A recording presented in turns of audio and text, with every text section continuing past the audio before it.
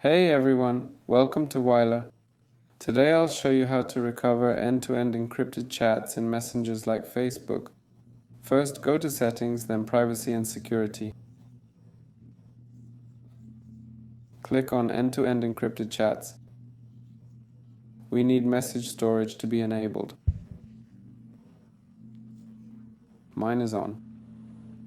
Next, go back, scroll down and enter Account Center.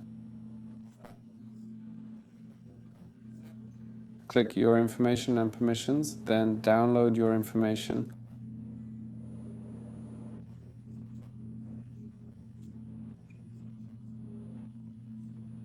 Select Download Information, then Specific Information. Choose Messages, Download to Device, select Date Range, Create Files.